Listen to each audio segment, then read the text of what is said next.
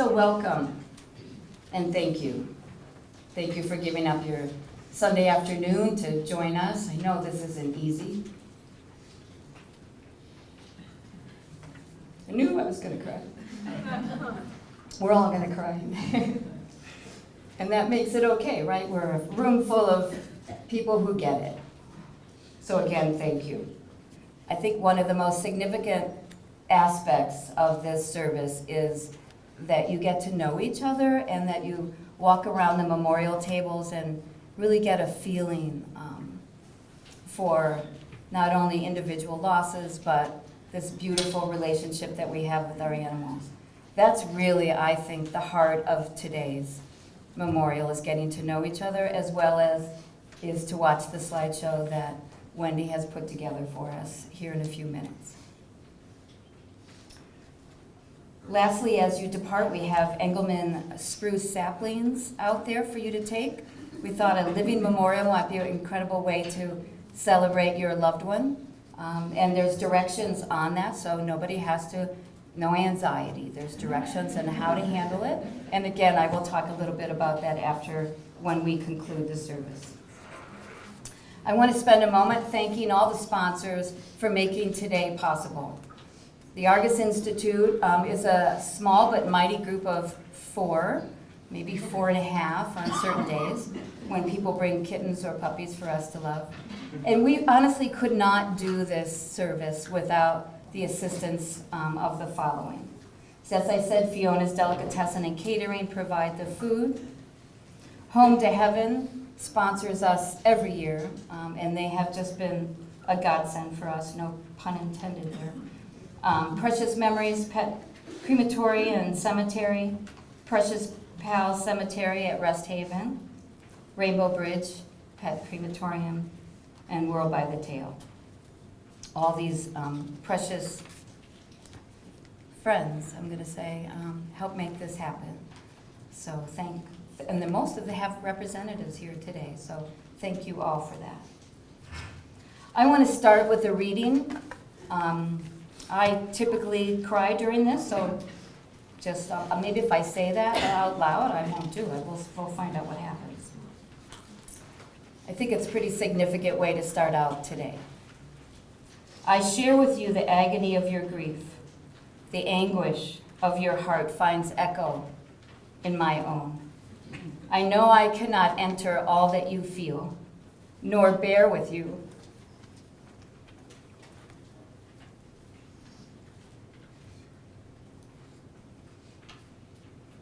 The burden of your pain. I knew that, sorry. If I didn't do it, it wouldn't be real, right? I can but offer what my love does give. The strength of caring.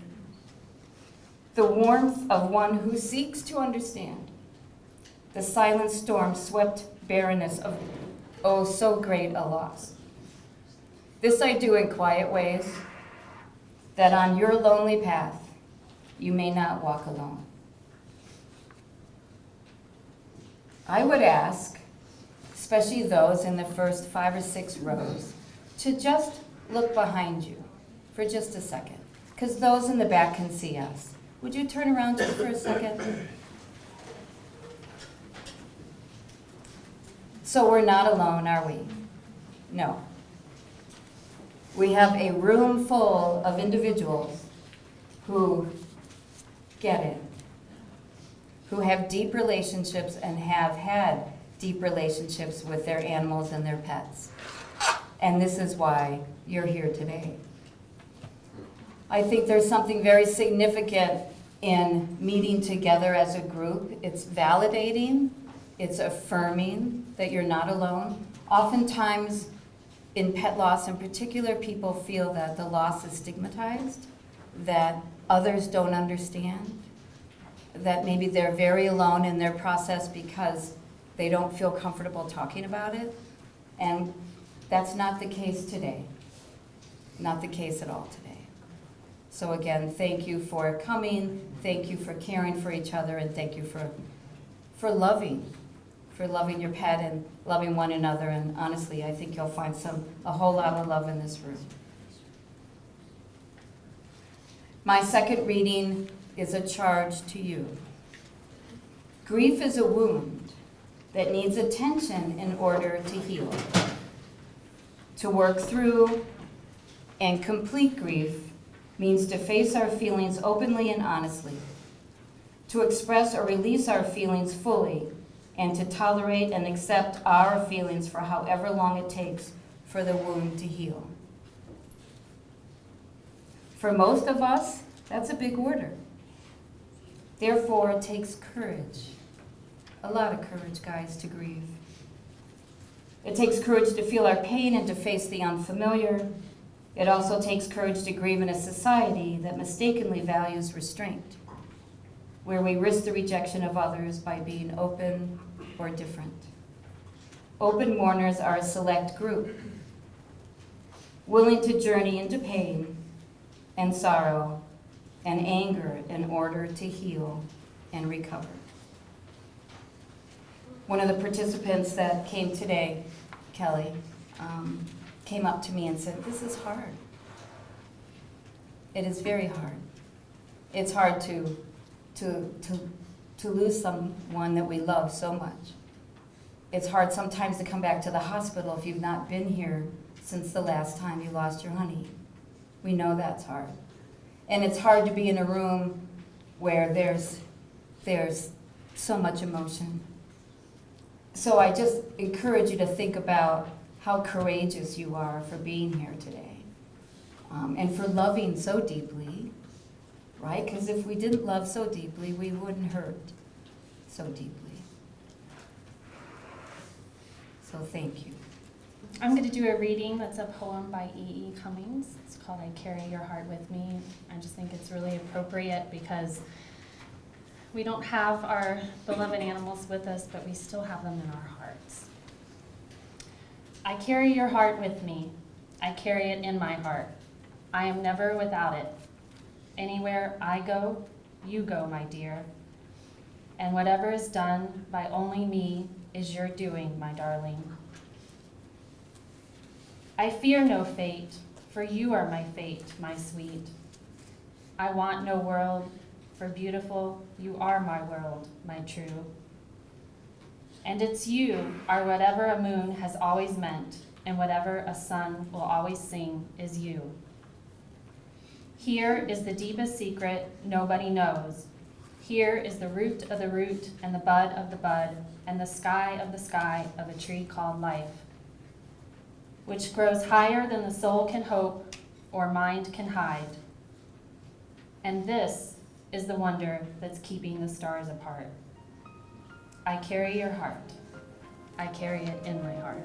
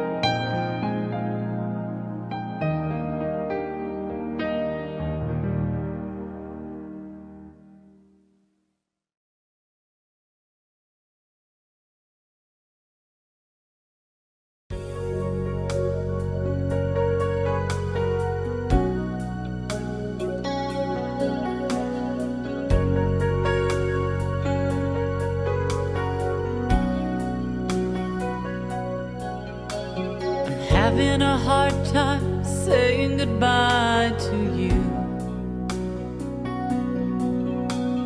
I never thought that my heart could break in two. People say it's gonna take time and all of the strength I can find, having a hard time saying goodbye to you. Saying goodbye, tears in my eyes. Saying goodbye, so hard to do. I never thought I'd be saying goodbye to you. I'm having a hard time letting the memories go. Some days I wonder, where did the time all go? So many things I wanted to say, I never dreamed that I could hurt this way. Having a hard time letting the memories go. Saying goodbye, tears in my eyes. Saying goodbye, so hard to do. I never thought I'd be saying goodbye to you.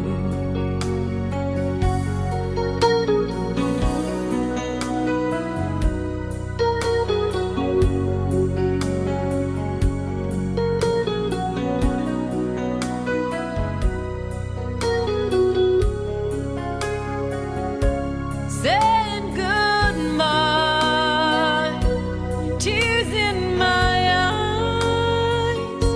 Saying goodbye, so hard to do. I never thought I'd be saying goodbye to you. No, I never thought I'd be saying these words to you.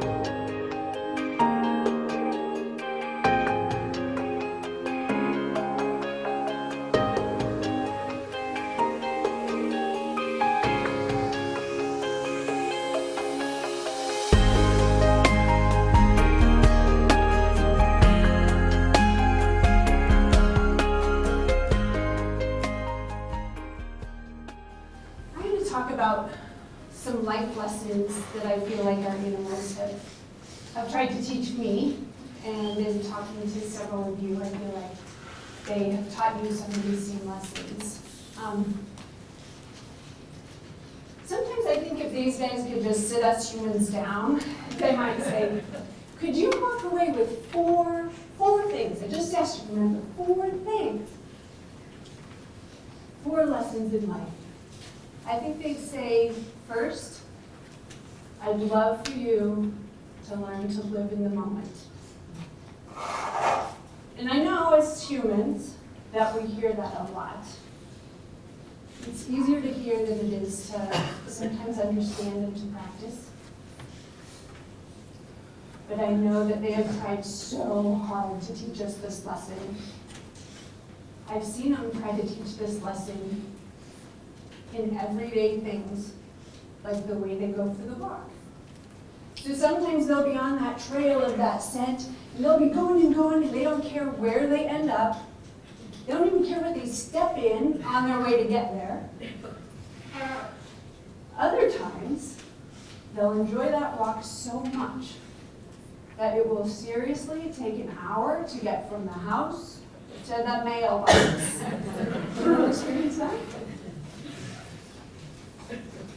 I think another way that they show us to live in the moment is the way they take their naps. I'll see them spread out in the sunshine in the middle of the floor, or in the middle of the kitchen floor, and they'll be sound asleep without any awareness of the complete chaos around them. They're just in the moment, enjoying their nap. Oh, and I have absolutely, this is part I guess. I have absolutely witnessed them try to teach us this lesson in the way they endure their hardships. And I know a lot of these guys endured some hardships. They never dwell on how they got to their situation. They never complain. They truly just live in the moment. And that's a lesson I try to take from them every day. Because that's only the first lesson. I think their second lesson would be to trust our instincts. And again, I think as humans we might say, yeah, not so sure we have instincts anymore. And I think they would ask us to just not think about things so much and do what feels right. Again, I've seen them try to teach this lesson to us. Like when they get up in the morning, they just stretch, and it feels so good. They don't have to put it on their calendar to remind them, and they don't have to go to the gym. I see them trust their instincts when someone they love comes home. They stop everything they're doing, and they just come over and greet you. And I see them trust their instincts when someone is having a hard day or is a little bit sad. And they know to just come over and be near you in your presence. They don't try to solve your problem. They just come and be near you. They're trusting their instincts. I think the third lesson that they would like to teach us is to celebrate every day. And so many of these photos showed us how they love to celebrate every day. And each of you can picture the happiness and the things that make your pets happy. I think they try to teach us this lesson in everyday things, like in the way they enjoy their meal. And it's the same food, day after day after day after day after day after day after day. I think they show us how to celebrate every day in the way that they work for us and in the way they compete for us. And I think their fourth lesson, if these guys could sit us down today, would be to love with an open heart. And we are all here today because we have loved and we have been loved with an open heart. And for those 4 lessons and so many more, thanks, guys. I'm going to read a reading called Meditation. May you find the strength to mourn with dignity. May you find the strength to mourn in peace. May you find the strength to mourn without shame and embarrassment. May you find the strength to mourn fully so that your heart will be healed. May you find the strength to mourn out loud and cry until your crying is done. May you find the strength to understand others when they must face a similar road. May you find the strength to mourn with patience and to be tolerant of your own need to move through this at your own pace. May you find the strength to accept that you are mourning and to be at peace with that while your heart mends. May you know that mourning is good for your heart. It cleanses your heart and renews your inner being. May the memories of your beloved animal comfort you so that you can be ready to love again. In the rising of the sun and in its going down, we remember them. In the blowing of the wind and in the chill of winter, we remember them. In the opening of buds and the rebirth of spring, we remember them. In the blueness of the sky and in the warmth of summer, we remember them. In the rustling of leaves and in the beauty of autumn, we remember them. And in the beginning of the year and when it ends, we remember them. When we are weary and in need of strength, we remember them. When we are lost and sick at heart, we remember them. When we have joys we yearn to share, we remember them. So as long as we live, they too shall live, for they are now a part of us as we remember them.